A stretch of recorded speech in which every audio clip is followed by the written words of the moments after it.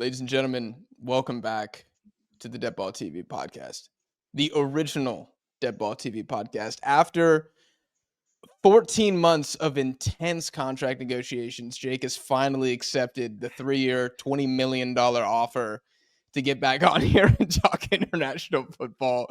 So y'all better smash the like button because it's costing us an arm and a leg to get this man back. I think every spoken word of mine is probably $30 out of each of y'all's pockets. Which is insane because I'm not getting paid anything. I'm here for the love of the game. And because I'm here just for the money. Get political. Jake's just for the money. Connor's just for the love. And Jake's like, I got 30 minutes left. Y'all better talk. Yeah, Connor was late showing up, so we already got billed half the fee. We have no footage to show for it. Yeah, my Wi-Fi went out right when Jake's billable hours began, so. All according to plan. Anyways, guys, we're going to be talking World Cup storylines here. Obviously, there's about 10,000 different ones that we could mention. We're just going to cover a few in this video. If you guys want to see part 2, 3, 4, and 5, as well as ongoing World Cup coverage here on the channel, make sure you are subscribed. Something that I want to see, is there actually going to be any corruption that benefits the United States? No, I'm serious. Like, are we actually going to see something happen? Because I was a little let down by the lack of corruption that Qatar got in the last World Cup. Remember what everybody was saying? Everyone was saying, like, they were going to make it out of the group. They were going to it was going to be rigged in the opening match against Ecuador. They're going to make the quarterfinal. And then they end up being the first host to not win a game and they get grouped. And it was rather underwhelming from a Qatar national team corruption. Now, obviously, people think it was rigged for Argentina, and we can get into that. But, I mean, there's been a lot of talk about Donald Trump getting the Nobel Peace Prize or the FIFA Peace Prize, whatever the hell he's getting. Is he going to use the art of the deal to benefit something for the U.S. men's national team at this World Cup? Like, I want to see something because it's been floated around too much. If nothing happens, I'll honestly be pissed. I think it depends where they're playing, where the national team is playing. So if they're in the South, there will be corruption, but in the North, there won't be? Like, what do you mean? I'm saying if they're going to play in a sanctuary city, Trump ain't going to help them. Austin FC is giving them no bonuses. Let's just be fucking clear. Let's just be fucking clear. Y'all know that's true. Trump ain't going to the game if Seattle, Washington is not going to give a single damn that Christian Pulisic is playing. No. If there was, God forbid, a game in Minnesota, Trump would not go. That was the first place. When you said corruption, that was the first place that I thought of. Like, can you imagine if it was like, we're going to have some fun for a second, like reverse corruption? Like, politicians will orchestrate things to happen to make themselves look good. Can you imagine if the United States gets knocked out in a blue state? I promise you on Truth Social, Donald Trump is saying something about the Clintons and why the U.S. men's national team got knocked out. Like, it's coming, y'all. I'm telling you now. He's going to say, if it was played in the beautiful state of Alabama, the U.S. men's national team would have defeated Morocco 3-0. Christian pull a goat. You know, that's what he would be saying. I'm so serious right now. I don't know why Connor's laughing. I'm being dead serious. No, I know, but I could just hear him, you know. If, like, we go out in Minneapolis, he's going to be like, Tim Walz doesn't know a thing about soccer. My good friend, Alexi Lawless, he begged them not to play the game there. They didn't listen. Carly Lloyd, she should be coaching the team. Alexi Lawless, good friend, close friend. Close friend, great guy. Him and Great Putin, hair. great guys. Oh man. Yeah. Yeah, I'm wondering about that. I don't know what we're gonna see. I was actually curious as to which one of the teams was gonna get the most, you know, sort of a boost out of all of this. And I don't know why, but I'm feeling Canada. I really feel like Canada Hmm. is gonna have the home field advantage, but they're also gonna have the spite, of playing in the United States. They're gonna be like, Trudeau screw you tax. guys. That's what Yeah. you're foreseeing. Okay. Yeah, we're gonna show up here and we're gonna kick some ass because we hate you guys. You know? Yeah. I don't know. I feel like they're kind of getting the best of both worlds, and I'm just afraid that the United States is gonna rest on their laurels. And, we might get some calls. I don't know. I'm getting nervous. I'm shaking in my boots. It's starting. I do love that in the corruption conversation, Mexico is being completely ignored. Well, As that's if because Mexico has a stellar, Track record? fresh coat of paint, democratic, transparent. Ain't nobody down there bought. There's never been a scandal. Jack, are everybody. you insinuating that the infallible Shine Bomb has somehow lost her morals south of the American border? I've read that she likes to cut deals With DeadBall TV? Because we're looking for a sponsor. would I accept a deal from Shine Bomb? Absolutely. Absolutely. I'd accept it from Shine Bomb. I'd accept it from the Qatari FA. Yes. Guys, we're trying to go full time here, okay? Before I see any complaining comments down below, if y'all don't want us to accept it, then can you at least smash the freaking like button or join the Patreon? Then I don't have to take the Shine Bomb deal. Okay? You're don't have a you're choice. doing this to us. You're forcing us to do this. How else are we going to afford to keep Jake here? What the fuck? That's right. It's Shine Bomb. We are days away from running nonstop call sheet ads on the channel, okay, to keep this thing afloat. If that is not what y'all want to see, you gotta be hitting us up on the Patreon, link in the description. No, but being serious, if there's 3 hosts and there's nothing sketchy that happens, what does that mean? World Cup ends, Mexico, Canada, United States, uneventful officiating for the 3 teams. What does that mean? Any storyline there? Do we try to spin that somehow? Like in regards to corruption? Yeah, do you think it will make CONCACAF look good? Do you think it'll make FIFA look good? Will it make the states look good? Will it have zero impact on anything? That actually kind of transitions into my storyline. I kind of think that this World Cup will honestly mark a potential news cycle for the World Cup to be here like every 3 times, let's say. I can't think of a better word for times. Yeah. I think they're going to everyone's going to make so much damn money that other countries are going to lose out in the future. And the ultimate corruption will be in the hands of FIFA. Yeah. To the surprise of no one. I think that's a great take. We're literally going to be alternating between the Middle East and the North American powers. Yeah. Say goodbye, Europe. Say goodbye, South America, for sure. Yeah. Oh, for sure. The irony is it's going to be European and South American teams winning all of those tournaments. Yes.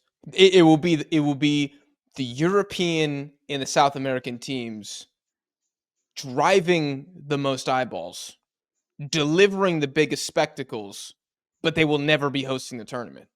Yeah. And think about the next World Cup as well, 2030, where it's happening in Africa, Europe, and CONMEBOL. And the way it's happening in CONMEBOL is Paraguay, Uruguay, and Argentina get a game. They get 1 game. But maybe there are even talks about maybe their whole group, their group stage, they host it. But the point is, what does that do? It checks off the box that CONMEBOL hosted, right? Because they try to rotate continents. So they basically effed the whole, screwed Peru, screwed Brazil, honestly screwed the Argentines, the Paraguayans, the Uruguayans. because you're not hosting a World Cup. You're just playing a game. Yeah. Just You to, get a little handout. keep spinning the wheel. Oh, who's up next? Oh, it's CONCACAF's turn again. Oh, how did that happen? Huh. All right. I guess we're doing it in the States. Yep. I mean, like that is actually what we could be looking at here as like a potential cheat code. Like FIFA could be appeasing teams. Yeah, Asia, we'd love to bring it back to you in 2038, but Japan, Korea, Australia, y'all get a game. Saudis, y'all get a game. But then the States is gonna host again. Yeah. Something like that. If the money is that big, I wouldn't put it past FIFA. They won a 64-team World Cup. Why? Money. They don't want it. They're not making 64 teams because you, my loyal subscriber from Mozambique, they don't want you at the World Cup. They don't really care about you. They don't want to see St. Vincent and the Grenadines represent. They want money. They want extra money. They might want China and India to get in there. For those of y'all watching, they do want you at the World Cup. Well, good because luck. they can sell more ads. Good luck. Good luck. If you don't qualify in 64, just dissolve. But that's really what this is getting down to. I mean, Connor, also, the Copa America, I think you and I are going to make a future video about this. 2028 Copa America might be hosted in the States again. Back-to-back Copa Americas in the States. Back-to-back. Why? Because that check hit different in 2024. Man, we should just host the Euros and AFCON then. Dude, we should. We're Genuinely. Why not? Oh, dude.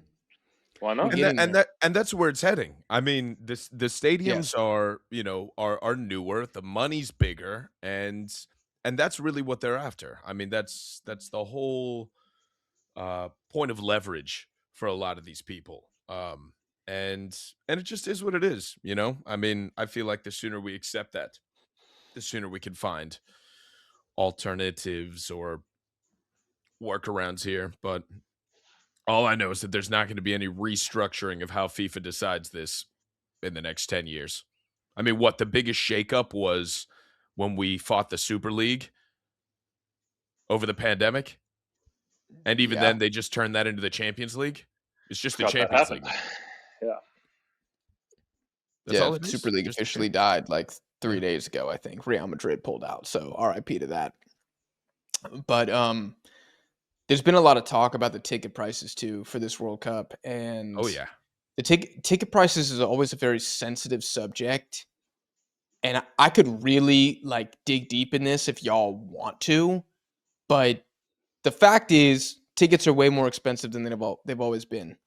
The fact is also every game is still selling out, so that means to FIFA, to the organization that collects the checks, this was a glowing success. They made the right decision. They don't care. Yeah. They made the right decision. They're in the boardroom thinking, which one of you? It's the scene in Tropic Thunder where Tom Cruise is like, which one of you is the key grip? You hit that director in the face really fucking hard. That's what they were doing in the FIFA. Infantino was on the webcam like, who's in charge of ticket price? You. Someone buy this man a goddamn mansion. That's what he was saying. He said, you're a genius. You're a genius. You said that $200 ticket in Qatar, let's make it $4,000. Let's see if they buy it. Oh, sold out. So you think FIFA for the next tournament is going to be like, let's bring it down?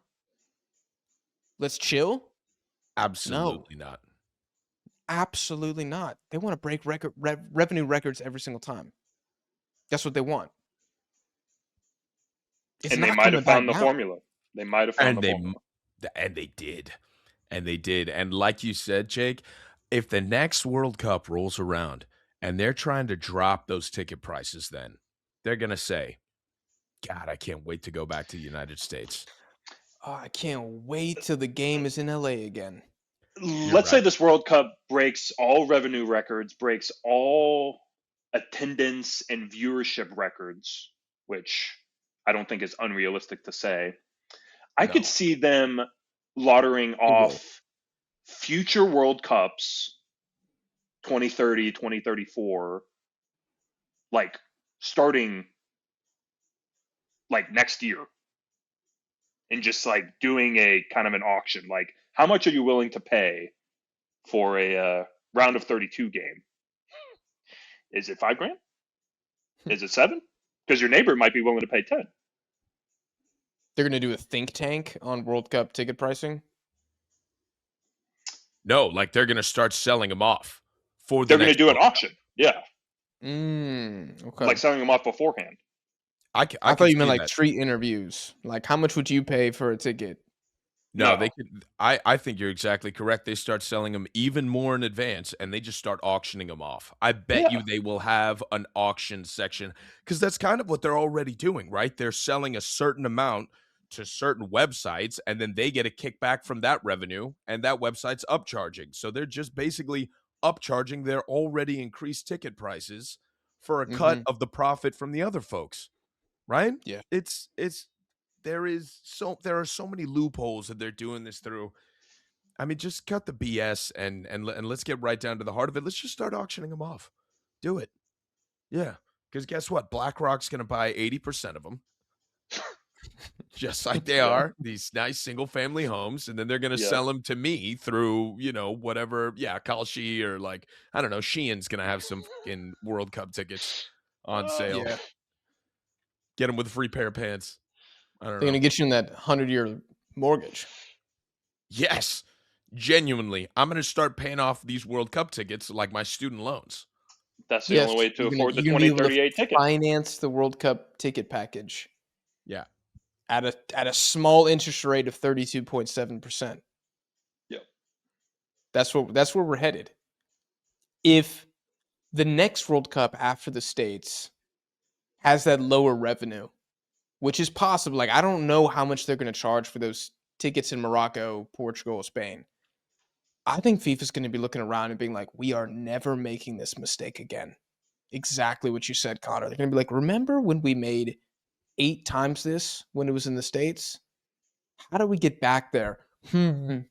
I know.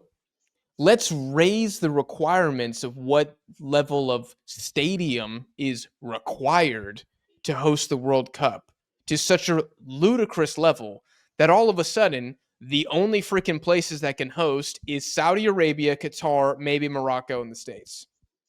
Oh, I guess we would love to have it in Poland, but they don't meet our requirements. So it's going to have to go back to the States. Like, this is pretty dystopian, but we're also talking about FIFA. Yeah, that's where we are. They're giving out peace prizes at this point. When was the last time you heard of that FIFA Peace Prize? Did they just institute it now? Like, what kind of? Yeah, they did. I don't know. They literally made up an award this time around. Great, fantastic. And look, this from the institution that has in the last 2 World Cups. No, sorry, 2 out of the last 3, Brazil and Qatar. There were definite deaths in reconstructing and constructing the stadiums, right? People died in Brazil getting it set up, and they died in Qatar. We didn't hear anything from Russia, but that whole team was on PEDs, so I don't know. Information doesn't always make it out easily from Russia. They like to keep a lid on things over there. Loose lips sink ships. They're private people. Is it part of their culture? Remembers that from 8th grade U.S. history? Loose lips sink ships? I do remember that. All right. I don't recall that at all. It was some World War II propaganda. Why don't you go ahead and lead us into yours? We've talked about money and corruption enough. Let's move on to something a little happier, hopefully. Something a little happier. All right, fantastic. Great segue. What new nationality will Jack assume during this World Cup? Because we've got Uzbek. Okay. Which national team do I just appear wearing in every live stream during the tournament? Yeah. What have they given you? You've gotten Uzbek. You've gotten Turkish, right? Korean. Japanese. Those are the main ones that I get. You like Jordan a lot, right? I do. I do like Jordan. I don't know if I have the hair for that, but You were kind of teasing the Qatari link there a few minutes ago. I kind of think your Jordanian brothers are gonna maybe bring you over to the dark side. What about me? Maybe. They're I'm not bringing surprised me? Jake doesn't get more like Kazakh shouts, you know? I do not look like I'm from Kazakhstan. Or like Tbilisi or something, you know, like some Georgian. Like nothing? Those guys kinda are Russian. surprising. I could see you being Georgian, Jake. It's the height. Mongolian? Built like a brick shithouse. This guy. I have gone Georgian. Mongolian Mongolian, really? when I was younger. Yeah, because I was a lot darker then. If you were a power lifter, I would say Mongolian. I feel like Mongolians, rugby Jake, Mongolian maybe. Mm. I feel like Mongolians are like wide, stout. If you worked out, Mongolian is what he's saying. That's not what I feel like they're a small people Well, I feel like they're short and because they got to ride them horses. They ride them like on the side and shit. They do. They got to go side saddle on the horses. Yeah. Yeah. But yeah, I think Jack's going to be Jordanian. Come August, he will be Mohammed Chadbourne. And that could count for any number of countries. Yeah, that would really envelop quite a bit. If that were to be my new middle name, I don't know. I think if I'm going believable, I'd probably say like Senegal. Brother, I hate to break this to you. You They back them? They ain't a lick of Senegalese in you. Y'all don't think I look Senegalese? Absolutely not. Well, Nigerian maybe, not Senegalese. Okay. Well, our Nigerian brothers didn't qualify, so I will not be flying that flag, unfortunately, at the next tournament. Bringing up a bunch of teams, though, I want to know which one of the World Cup darlings dazzle. If you guys like that. Basically, what I'm talking about is teams that have hype, teams that have dark horse shouts. Which one of them is actually going to show up and validate the hype? And I put together a little mini list of potential dark horses, teams with clout. Japan, Morocco, Senegal, Colombia, Norway, Ecuador. And then I put one last team here with 2 question marks next to it. The United States. I wasn't sure. Only because of the host. If this was hosted in South America, hell no. But as the host, I'm like, I think maybe there's a surprise there. I don't know. Do we consider them in this group? Do they have dark horse potential? I would agree. I think the way that you rank them is in their how I would rank them in dark horse potential. If you did that purposefully. So at the very end. Yeah. Yeah, I guess I purposely put the states at the end because I was like, I don't know. I didn't rank it in order. Otherwise, I probably would have had Colombia a little bit higher. But yeah, actually looking at it, Japan 1, Morocco 2, Senegal 3, Colombia 4. Yeah, I feel like that's maybe I don't know, I zoned out there and just put it in order. But that's 1, 2, 3, 4, 5, 6, 7 teams total if we're talking about the United States included in there. Yeah. That's how I would rank the dark horse list. Is there someone I'm maybe leaving out, or would we replace somebody on this list? I'm gonna throw people in here. Turkey. The Turks will be mad. Let them be mad. Fat chance. Let them be mad. Euro quarterfinalists. Let them be mad. Yeah. I think the dark horse list is already too long to me, and I think the U.S. sneaks in there. Frankly. Okay. Otherwise, what? You're coming up on what? 10% of the tournament has freaking a claim to potential fame. Yeah, everybody wants to win. everybody here is good. You qualified. You're decent at the very least, right? At the very least. Yeah. Yeah. At the very least, you are decent. Okay.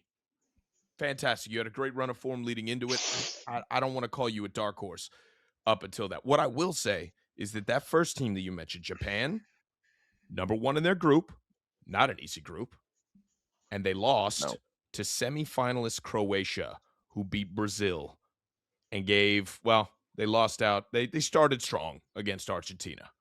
Deserved a much better game there. Argentina played perfectly. So I think it's a little unfair to them, that result. But before that, World Cup finalists, damn good performance in 22. Japan had to lose to them. Unfortunate. I think Japan's got nothing to lose here. They don't care what people think. I think they're a damn good team, and they're going to be looking to make a stamp here. Do you agree with that, Jake? First off, do you agree that Japan is the dark horse candidate that you're the most confident in? You're putting money down. You're betting money. Out of that list? Yes. My heart tells me yeah. My brain we knew that. wavers.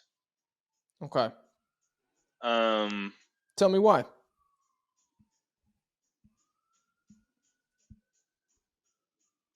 Honestly, fuck it. My brain's gonna say yeah.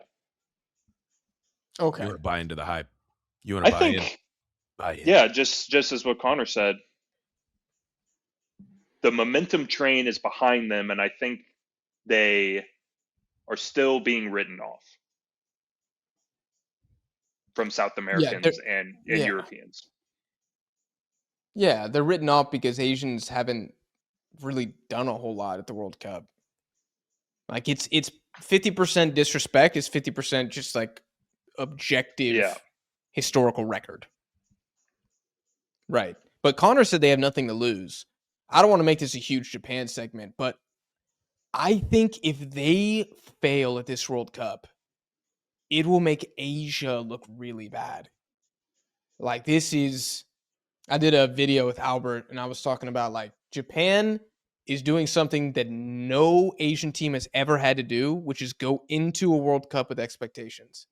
Like big expectations. Like we're talking like to the average person, number 1 or number 2 dark horse for the average footy fan. Like casual on the street. Hey man, who do you got surprised in this World Cup? Japan. They're going to say Japan, and I would probably say Morocco is going to be the number 2 most popular pick because of what they did last time. That's what I would think. But after this, okay, hold on. I got a few things to say. After this most recent AFCON, Morocco, good, but a beatable team. I don't know if you can say that the same amount of people are going to feel like they will be the dark horse. But I guess I see where you're coming from. So in an effort to not be contrarian, I'll concede that. I'll see. No, I want both of you to be contrarian at all times on this podcast. I do think Morocco's stock took a hit, but they didn't like flop at the AFCON. I mean, they lost in the final in extra time. You know, like it's not. You're correct. It wasn't like a disastrous result, like Japan losing the goddamn quarterfinal of an Asian Cup. Like that is freaking pathetic. That is embarrassing. I mean, that's exactly what Brazil did at the Copa America, getting bounced in the quarters by Uruguay. Like it's like you cannot do that. So I don't know. That still haunts me to this day. Clearly, as you can tell. Japanese lost in the finals. I think to answer your original question, does Japan have something to lose? Yeah, they have a lot to lose this World Cup. I think that's a really good point. Because most people write off any country from the Far East as like, oh, like this is an easy dub. Yeah. Or like maybe they'll put up a fight randomly in one of the group stages, but that's it. But you have a true contender.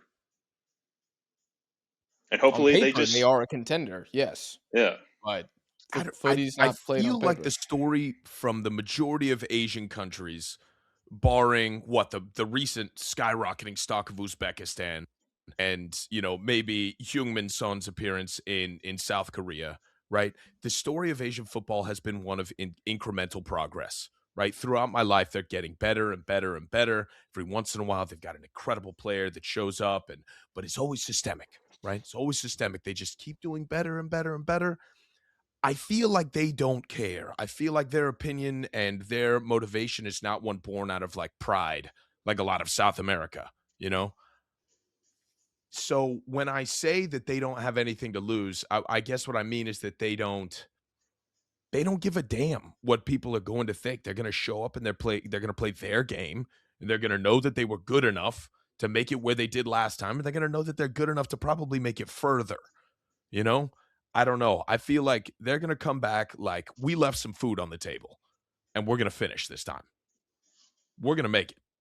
Whatever that means, right? I think they make it further than one round out of the group stage this time. Yeah. Yeah, I mean, look, I want and believe Japan is capable of making a semifinal. Like, I'm not saying that for rage bait. Like, I really think they're good enough to do it. But they can't flop at this World Cup. Yeah. I agree that they probably don't care too much what the outside world thinks, but in sports, sometimes you need something to happen that gives you like irrefutable proof of your standing in the world. An example that I'll draw is Tom Brady when he went to the Buccaneers. Him winning a Super Bowl with the Buccaneers literally shut up the world. Because it was no longer, oh, he just won because of Bill Belichick. Oh, he just won because of the Patriots. He went to Tampa Bay and won as a 40-year-old. Then it was like, all right, nah, he's the GOAT. You know what I mean? So I feel like if Japan make a quarterfinal or a semifinal, it's like, oh, no, these guys are absolutely legit. If they lose again in the round of 32 or the round of 16, then it'll be like y'all just keep talking. Y'all keep talking about Japan. They're overrated. They can't win knockout games.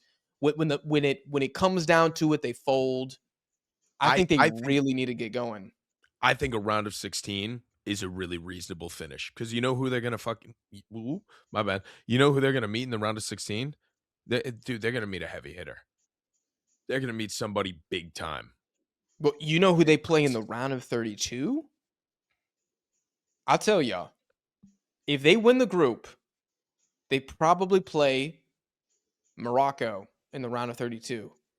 If they finish second in the group, they will play Brazil in the round of 30 effing 2, y'all. Well, Japan does not have an easy road at all.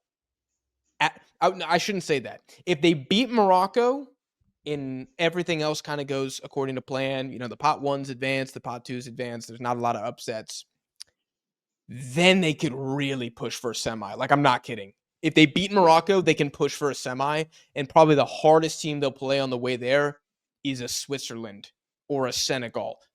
Very, very good teams, but not a France, not a Spain, not an Argentina. But they have to survive against Morocco, and they have to win the group. It's just like, it's going to be such a delicate tightrope, I feel like, for Japan at this World Cup. One wrong misstep, and it's done. And they will get clowned, and they won't deserve it, and I'm going to be pissed. It is kind of what I foresee going down. You've been hurt I before. don't. Oh, I've been stabbed, cut deep, dude. Really traumatized by Hajime Moriyasu, who, despite barely doing anything as Japan manager, is here again at another major tournament, and we're all just sitting around going, maybe it'll be different. I don't know. Like, we'll see what happens. We talked a lot about Japan. Is there another team from that list, from the Darkhorse list, that we should talk about or that you guys want to discuss in depth? If not, I have a mini segue that I can take us down right now. So Say Japan, your list Morocco, one more time. Yeah, okay. Japan, Morocco, Senegal, Colombia, Norway, Ecuador, USA. Did you just add Norway? I'm not sure I heard that the first time. No, Norway. Norway was in there. I don't want to talk anymore about Ecuador. You know, you've had enough? No. But I don't want to talk about it. It scares Because me you're afraid? because Okay. I've been hurt too. Yeah. I've been Yeah. cut I deep think too. And if they go there and they get their ass kicked, I'm gonna be so salty. I'm gonna be so upset. I'm gonna be so upset. If Ecuador shows up, gets bounced, I'm gonna be so upset. I'm gonna be furious. Every European walking the streets of New York, I'm gonna have to look at, and I just don't think I can come to terms with that. You should see their smug faces. You're gonna feel it personally. I'm gonna feel it personally. I already get triggered when I hear people speaking French on the sidewalk. yeah, This that's is a reasonable reaction to hearing French. If Ecuador, man, like, they gotta win games, man. Like they cannot just keep drawing all the freaking time. If they make the knockouts, this team is going to be so difficult to take down. But if they draw 3 games in the group, maybe that's not enough to finish as a third place team, and they might be out without losing a game. Like it's the nature of this team and like how bad they are at scoring goals and how bad Becasese is. Um, Yeah. yeah, it's just yeah. I really want Ecuador to do well, and I hope that they will, but huge question marks for them. That I want to briefly talk about Senegal just for a second before I go into my other mini topic.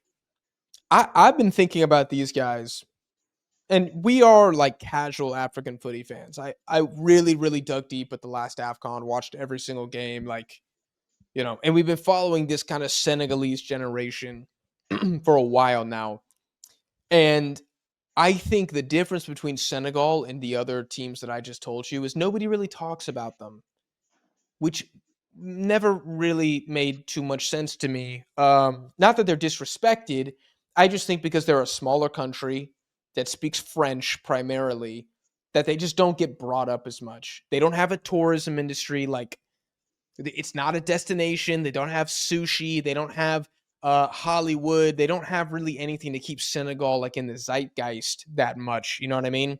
Outside of just purely their players. So they're respected, but they're not gassed up, is what I would say. That's how I would describe Senegal. And because they don't speak English, a lot of them, you also don't see a lot of like propaganda, like, and their fans aren't super loud because they're speaking French. So at least they don't show up on my algorithm in the English speaking algorithm. not But yet. Senegal, I don't think they have like global pressure necessarily. But I genuinely think if these guys have a good World Cup, they will be cemented as the greatest African generation of all time. If they make like a quarterfinal or if they make a semifinal, Sadio Mane takes Senegal to a semifinal, I think he immediately becomes top 5 African player ever.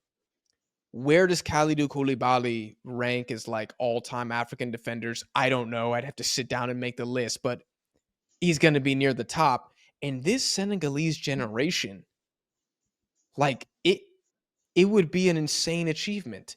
2 AFCONs. They've made the knockouts at multiple World Cups. They made the knockout last time before getting beat pretty comprehensively by England in the round of 16 game.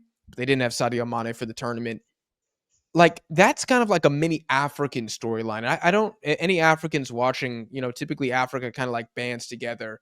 I'm wondering if the continent is really backing these guys like Ghana in 2010. Like, go out there, kick ass for us, and become the GOATs. Like, become the greatest ever. Not greatest Senegalese generation, because I think that's already Greatest cemented. African. The greatest African team ever could be Senegal Hmm. in 4 months. Which is not what you would typically expect, That's not the sort of the great lore that you hear coming from Africa, right? But It's not often you get to say like, oh, this could actually be the greatest South American generation of all time. right. Because like the Brazils of old have kind of like put the bar so high. This current Argentina team is obviously like one of the best national teams ever. Yeah. So, but like think about it. You guys had to win back-to-back Copa Americas and a World Cup and a Finalissima, going for 2 more trophies in the next couple months to enter the chat there. Like, we just don't have these talks very often, but I truly think Senegal is in that conversation. Yeah. And I think that sounds totally fair to me, you know? I mean, I've seen them. I'm not going to sit here and say I'm the most educated guy on them, or like you said, casual African football fan, right? I want to enjoy it, and it sounds like they are going for more. And yeah, unfortunately, the bias that we have in the world is that you got to show up and you got to impress the Europeans. And the Impress South the Americans. Europeans. I would add the South Americans to that list. I'll tell you right now, Europeans, North Americans, then South Americans. I think in terms of who to impress. In terms of who to impress, because I'll tell you what, the buck for South Americans doesn't go far. They talk about those golden generations of yore from Brazil and Argentina, and the Italians love Maradona. They don't respect us. They don't. They don't. Full stop. Everybody, when Argentina won the World Cup, they said it was rigged, right? And the Spanish love Messi. They like Argentina, right? They're going to root for them over France, but I don't know. The Europeans have a much, you know, they're a little snobbier. It's going to take more than, you know, a run-of-the-mill performance to impress them. So I think that you're exactly correct. They have to show up, and they got to put on a show, and then it might be in the bag for them. Yeah. And I'm gonna say this right here. Mane's got to score a worldie. He has to give an unforgettable moment. Senegal has to give us one of the games of the tournament, and then it's locked in. I would go so far as to say that's what matters more. If Senegal shows up and puts on the performance of a lifetime against a Spain and then loses, people arguably will like that more. Then loses after or loses that game? Loses that game. Oh. Yeah. I'm actually pretty sure if Senegal finishes third in their group, I think they could either play Spain in the round of 32 or the round of 16. They would play Spain in one of the first 2 rounds, I believe. But their group is France, Norway, and probably Iraq. You could maybe make the argument. You could make the argument they beat France, and who gives a shit afterwards? And it's already like, okay, yeah, y'all are the best. You could make the. I wouldn't fully agree. They need to make the knockouts and like win a knockout game. They have to win a knockout game for me. You got to be in the knockouts. Yeah, that first knockout game, fine. You lose to anybody after. Well, not anybody. I would say if it's a relatively easy path, right? Great. But if you lose to a giant and everybody's rooting for you as kind of the underdog, oh yeah. I mean, it's like my boys that Luis Suarez screwed over. Who was it? Ghana. With the handball, like them. Yes. Yeah. Everybody who hates Luis Suarez is going to bring up the bite and then Ghana. Yeah, for sure. And then they're going to talk about the cutoff, the sleeveless kids. That's the progression. Bing, bing, bing. Just like that. So you're saying that's going to happen if hand of God, Senegal fail? They're going to say that about like Mane, or like what do you? I'm going to say that it's going to be like a martyr sort of situation. It's going to be like an underdog, right? And if Spain takes them down, everybody's like, we saw this coming, but man, you gave us a real fight, you know? It was really beautiful. Great game, fellas. Okay. Is there a dark horse I've named that you're the least confident in? United States. Just because what? We play American football? Pochettino wants to go back to Tottenham? No, I don't. Frankly, I mean, Pochettino did his thing. I think that the players are too entitled. I just don't think they get it. No, it's a mental thing. Get what? It's a mental thing. What it means to play for the States? They don't get what it means to represent your nation at the World Cup. They showed up and they're playing commercial football. I need miracle on ice mentality. Yeah. I'm so sorry, but Weston McKennie, as much as I actually like that guy, is not going to have the same, Christian. Oh my God. Give me some context clues. What are you thinking of? What's my man's name? Oh my Where does he God. play? Fuck. What does he look Sprint like? Merchant, ex Leeds. Tim What's his name? Weah? No, white boy. Brendan Lacrosse. Aronson. Aronson? Brendan Aronson. Brendan Aronson does not have the mental state that those alcoholic Midwestern 17-year-olds did when they went to play against Russia in the Olympics. And that's what we need. Yeah. We need an infallible desire to bleed for the jersey. And frankly, we don't have that yet. So I think we're going to do decent, Yeah. and I think probably a little corruption. But, I mean, Christian Pulisic is the only one that – well, maybe not the only one, but, I mean, you look at the way that Bombito runs and tell me that there are more than 3 players on the U.S. men's national team that run like that. Like an effort. Yeah, like a... Oluwaseyi would kill people for Canada. It's just different. Like, I feel older U.S. generations actually had more spirit because they sucked more. Yes. Right. So, Whereas like, these so, like, guys that was, kind of know that they're more talented. So they're like, yeah, oh, I don't need to try as hard because I'm more skilled than Fabian Johnson was, or, whoever, Jermaine Jones. I'm better than him. yeah.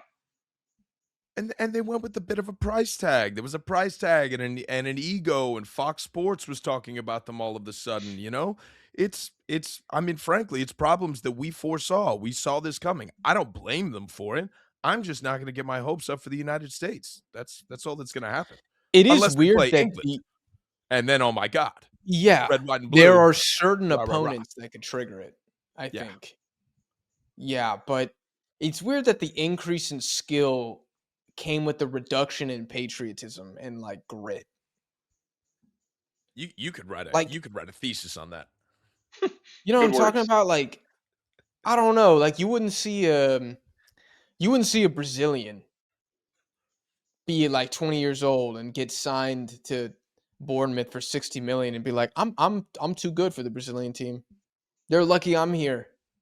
You would never see that because the manager would be like, okay, you are officially banned from ever representing the country. You twat. Don't ever come in the changing room ever again. I will never call you up until I'm sacked. There's 2 things. It is a privilege to play for the Brazilian national team, right? You have to earn that, right? And there's pedigree there. And I think the Americans are too privileged. They went to the vast majority of them went to a bunch of pay to play sort of travel. Yeah, it's a culture thing. It's a culture thing. Yeah.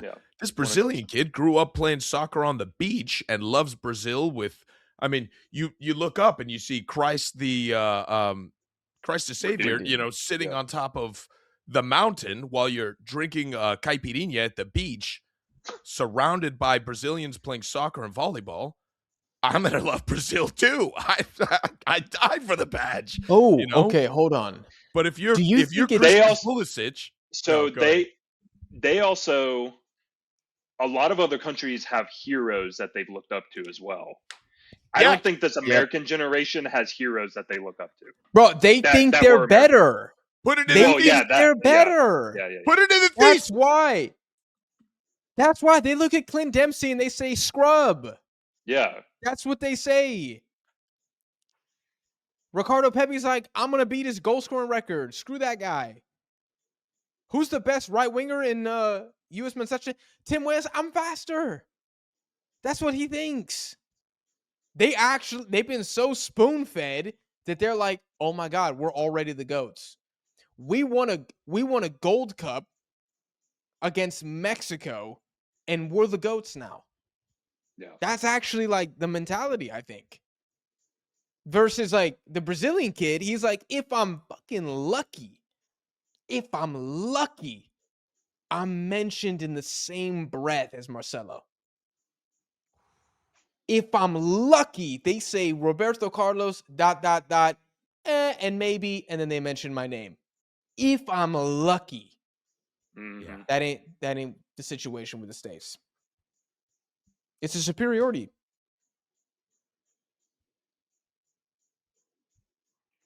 And It's a you know respect what? They lack the respect of someone like a Japan. Personally, I blame Alexi Lalas. Alexi Lala, like, say what you want about his ridiculous predictions. If the team had the fight of Alexi Lalas, You're we're correct. talking about, is the USA a dark horse for a fucking tournament that they're hosting? To like, oh shit, these guys should be aiming for a quarterfinal or better. Like, that's like the floor now for success. The If they U.S. had the men's fight of national Alexi team Lalas.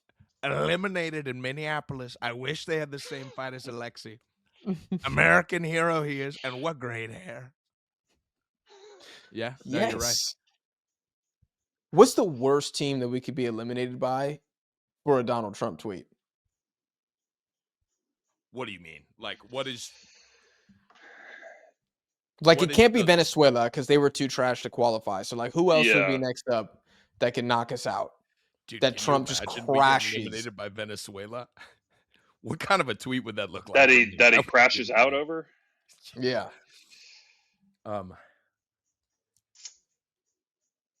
Who could we possibly play in the round of 32? He'd be like, "We're sending SEAL Team 6 right back." Maybe Denmark. I feel like we've been beefing hella hard with those guys over Greenland. They were like, I've pressed the button. The troops are on the way. Greenland will be secured within moments, folks. It's going to be the best invasion that's ever happened. Beautiful Oh my God. ice. I'm too sick for that. You can't be making jokes like that. Yeah. I ain't gonna make it out of this podcast. Okay. Yo, Denmark would be a crazy team to give us an L right now. Denmark would be a crazy team. They would do something. They would bring. There would the posters, the tifos. That would be crazy. That's my clear number one right now of the teams that qualified. Canada, there's many scenarios where the USA plays Canada in the round of 32, first knockout game, which would slap so hard. That would be good. There's a lot of beef with Canada too. That would be fun. Ironically enough, I think that if we meet Canada, I think my money would be on us. That's one of the teams that I feel like we would get up for. See, I think they slapped that American ass, dude. I think the Canadians hate the States so much.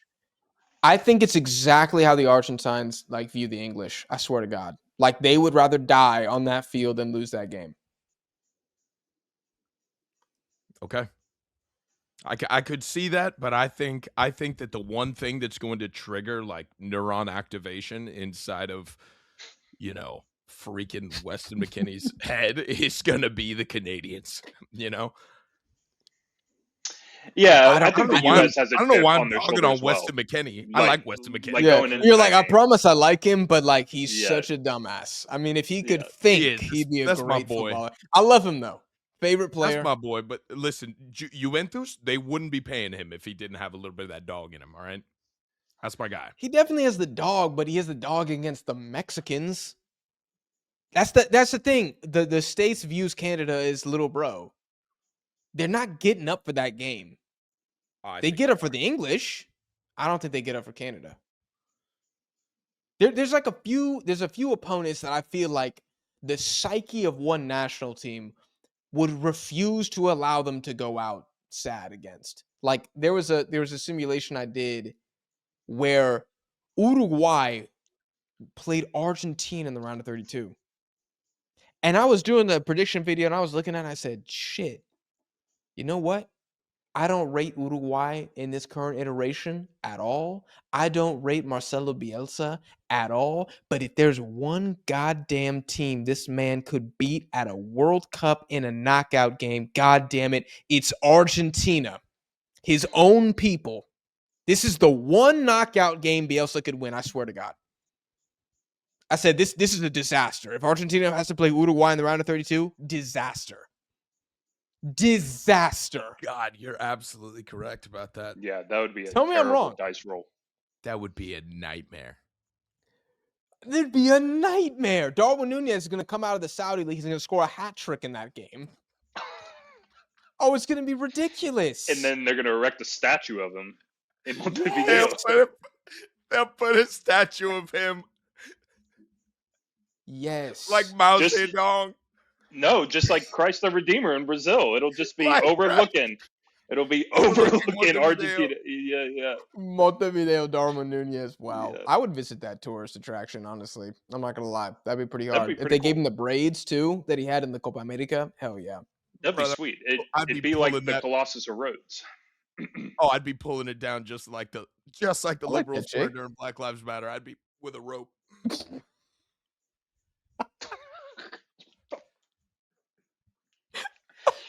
You would spray paint You'd the be tearing A. it down like a Christopher Columbus statue. Oh, yeah. Oh, colonizer. Hell that's crazy. No smallpox blankets. Not around these parts. Oh, Lord. Darwin Nunez hat Stephen trick. F. Austin, is he a good my guy? smallpox blanket. Say what? Jake, they keep up Stephen F. Austin statues? He was a slave owner, I'm pretty sure. Oh, they tore him down for sure. Yeah. I did say that I had one other thing. So I looked at how some of the popular dark horses did in 2022. So I checked like a bunch of different accounts and I was like, oh, well, because I couldn't really remember too well. I'm like, what was everybody saying? Who did the streets think was going to be the successful dark horse? So I'm going to go through a couple of different publications and tell you who their picks were. Starting with OneFootball. OneFootball's picks were Canada, Denmark, and Senegal. NBC had Denmark, Uruguay, Senegal, Ghana, and Serbia. That's crazy. They nominated 5 and 4 got grouped. How are you going to nominate 5 dark horses and 4 of them get grouped? And the other didn't win a knockout game. That's insane. The Radio Times, shout out to these guys. Uruguay, not so good. They got grouped. Croatia, excellent pick from Radio Times. Fox Sports, Alexi Lalas said Serbia. Stu Holden said Uruguay. So, and I think Carly Lloyd also said Denmark. Landon Donovan said England, which is an ineligible selection. You can't say England are a dark horse. That's ridiculous. No, you can. They're trash. So that means there were 6 popular dark horse selections across major news networks. 4 got grouped. 1 did okay. Senegal made the knockouts and then lost. And 1 was a great shot in Croatia. So that means it's a pretty big fail rate for the dark horses. So I don't know what it was like in 2018. It would have been more fun to go back like to the last couple editions and see like how often are people wrong. But let's assume 50% of the most common dark horses actually flop. That means at least 3 of the 7 teams on this list are gonna get grouped or at least like really disappoint.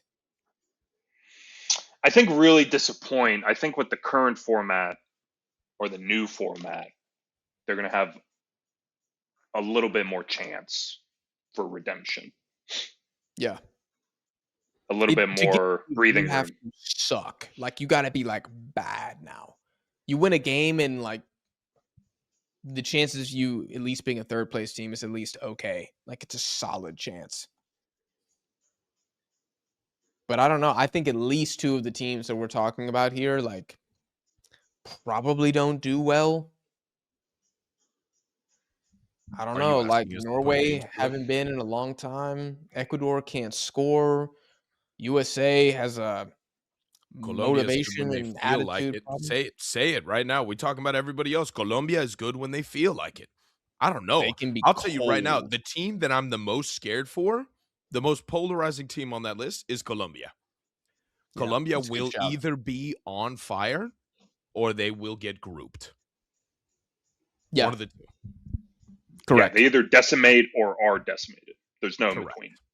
There's no time. No. None.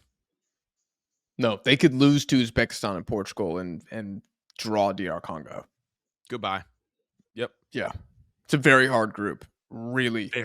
Very hard group. But once they make it out, if they do, especially if they win the group, I mean, Ooh, it's yeah, not a some bad mighty pathway to the confident semi. verbiage that you're using there.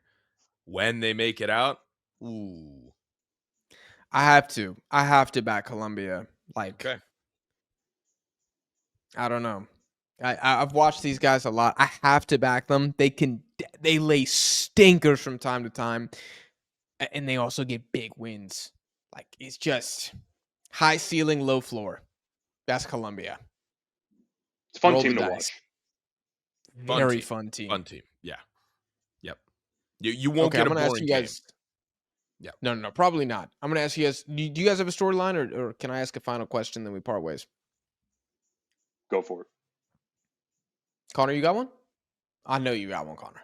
I got a couple here, and they're quick questions. You want to do some quick hits? Let's do your quick ones, and then let's get out. I'll save mine for part 2. Hit subscribe. Let's do All right. yours. Let's get yours Now done this here. could turn into a huge manifesto, but we just talked about England. All right. Okay. Okay. Is Harry Kane going to do anything here? Because nope. You made it personal. Here's what scares Personal me. as shit. You're just calling out specific players. Here's Okay. well, yeah, I am, because I'll tell you what, I have faith in Okay. Harry Kane. I do. I like him.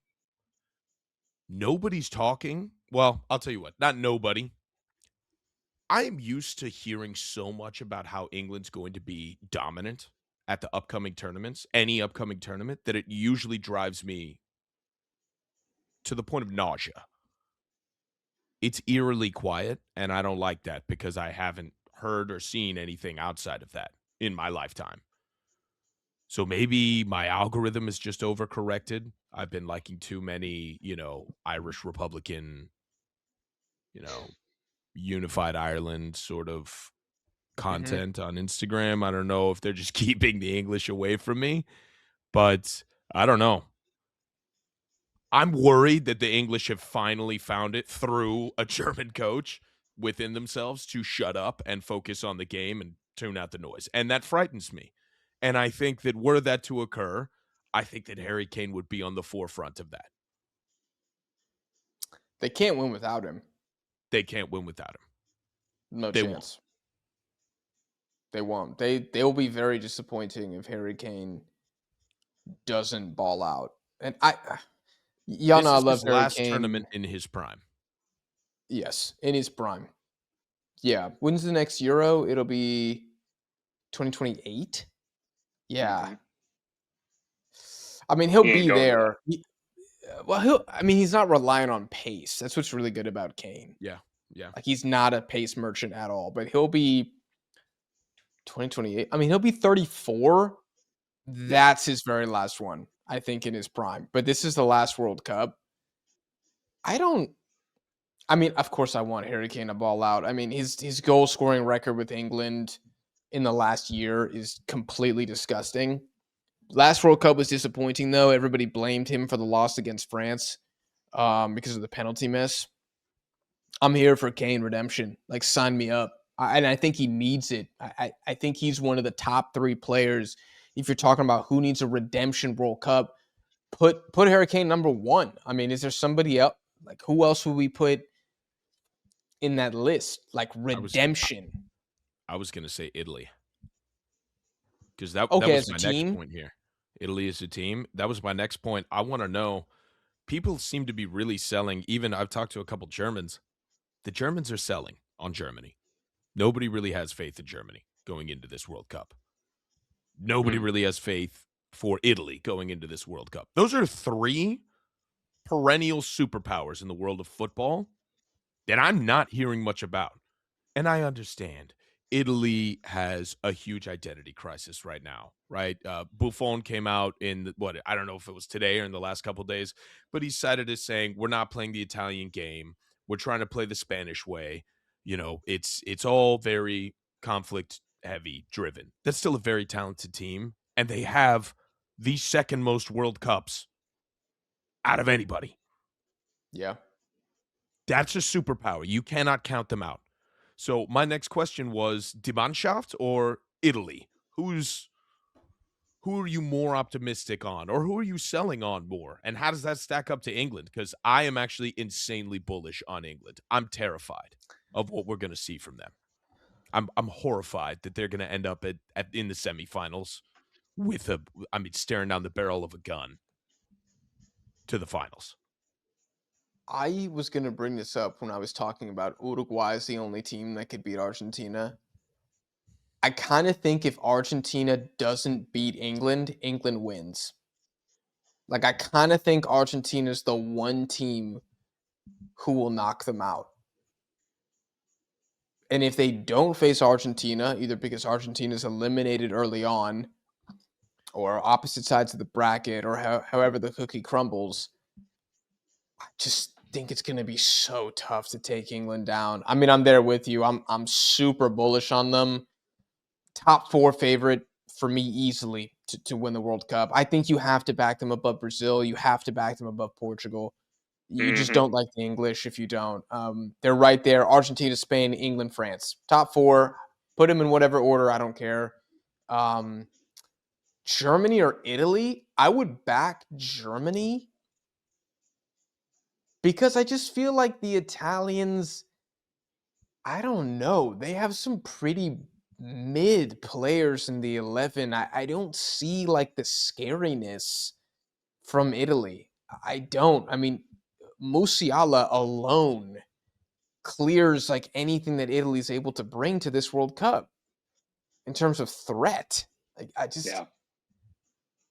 don't know. And you know what? And maybe Jake, you can as a German simp, you can give your angle on this. I feel like Germany's been so bad at the last 2 World Cups, they don't have pressure. Like, I actually don't think they have that much pressure. No, nobody's. Connor said it. No one's talking about them. Yeah, there's historical pressure, historical bias, but yeah, I mean, when I was in Europe last fall, no one said anything about them, and certainly no one speaks about them here in the States. No, I don't think so. I think the States is completely enamored with Spain right now. It's just Spain, Spain, Spain. And listen, the Germans are very pragmatic people. They're going to back when the market's good, and they're going to be very rational about it when the market's not so. But we're not talking about the Italians here. The Italians are in a sorry state. They got to qualify first before I even say, like, oh, I'm way more confident in Italy to, I don't know. I don't think they really have the goal scorers. They have like a couple promising young kids, like, who might be thrown into the national team as like a F it, why not type resolution. Like I think one of their strikers is at Juventus right now. One of like the young Italians. He's 20 years old. For the life of me, I can't remember his name right now. But they're searching for answers. Whereas I think Germany, it's like they've been under Nagelsmann. They kind of know what to expect. At the last Euros, they barely lost to Spain, the team that ran through everybody else at the tournament. Germany barely lost to them. And I think it's going to take another epic performance from a very good team to take them out again. Like, I don't think Germany is going to get bounced by like Paraguay. I don't really think Paraguay can take down a Germany right now. They give them a good game, but I don't know if they can take them down. They give them a game and a half. They might even lose on pens, but like, yeah. There's a reason you call it the Mannschaft, right? Like, there's the pedigree. I mean, look at the subtle confidence that Jake is sitting with right now. I do think this German team is a bit better and I'm hopeful that they will have a better showing than what they did in the last World Cup. Well, I'm not. I always think it's more fun when the Germans get knocked out, but that's just because you're living off the high of Mexico from 2018. Which, listen, that was a great year for me, too. I had a lot of hurt in my heart. Low-key, the fall of Germany has made that result look less impressive, though. Like when Korea started beating them, too, and then they got grouped consecutively, then it started being like this doesn't, maybe it wasn't that big of a deal. Like, it was a big deal, but it went from like top moments in national team history to like a great moment? No, that is top moments in national team history. Look at that 2014 Germany team. Mm-hmm. That is still, I mean, there may not have been Philipp by Lahm on there, but 2018. everybody else was still there. That is a legendary Germany team. On their last leg, I would argue. We put the nail in the coffin. We fought them when their shields were down. That doesn't matter. I'll tell you right now, that doesn't matter. Okay. If Saudi Arabia eliminated Argentina, had a hand in eliminating Argentina from the World Cup, not last World Cup, this World Cup, that would still be top moments. In my humble opinion. A little bit different because I don't think Saudi Arabia has the same footballing accomplishments as Mexico. So I would actually agree in your case. Like they never beat Brazil in a Confederations Cup final. Like there are good moments for Mexico that I think would compete with beating Germany. Jake, can I ask you a question? We beat France about the Confederations Cup final. The what final?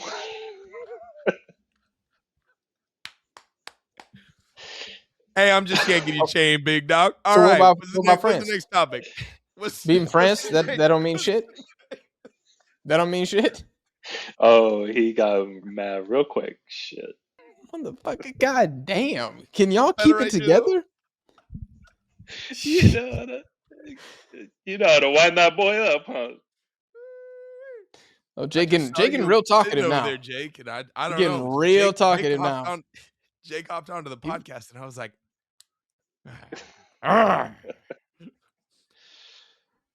okay, I see what y'all trying to do. Like, it's okay. It wasn't a big deal. Everybody beats Germany now.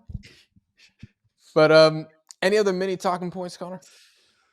I just will it be rigged again? Mexico for you guys? Grouped. Wait, No, say I'm that playing. again? I don't. See, I regret. I've defended Argentina far too much in this channel, but I should have been leading the line in you guys purchasing the last World Cup. No, you hide behind the fact that Argentina are legitimately good, and then you say, I'm defending them. No, you're not defending them out of actual investment. You're defending them because it's easy to defend them. I defend your national team. But where were you? And your head of state. Thank you very much. Oh, that's just because you aligned with the chainsaw in his hand. And the sideburns. I like a visionary. I thought you were talking about Mamdani there for a second. I was like, the head of state there. The head of the caliphate. Not Milei. Oh, God. Oh, Jake, I'm impressed you know his name. That's good. Does he get clout over there in the States? Because all I remember was when he won the election in Argentina, and he was like, oh, they've elected, like, the Argentine Hitler or something. And I was like, oh, this guy must be terrible.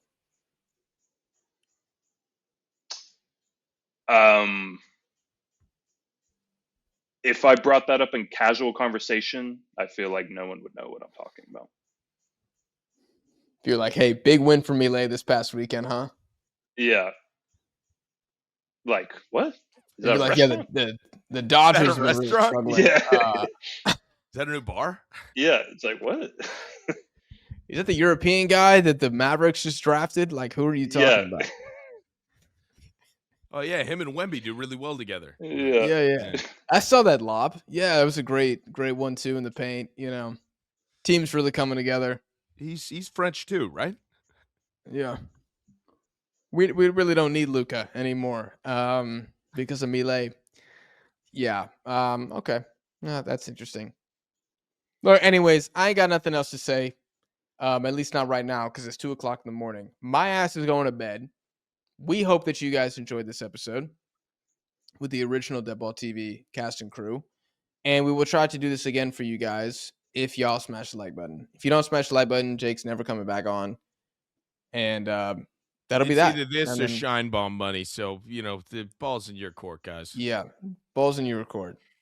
You and then you must take accountability for what happens next. Okay, I don't want any complaining down below in the comments when the poly market ads are just 24/7 in the bottom half of the I'm the ready. screen. Oh yeah, it'd probably be a fat contract, honestly. At least we'd be able to drop more content for you guys. But anyways, we hope you enjoyed. Let us know your thoughts down below in the comments. If there's any questions that you have for us, any storylines you guys are following, and you want to know our thoughts on it, let us know, and we can react to it in a future episode. Smash the like button if you guys enjoyed.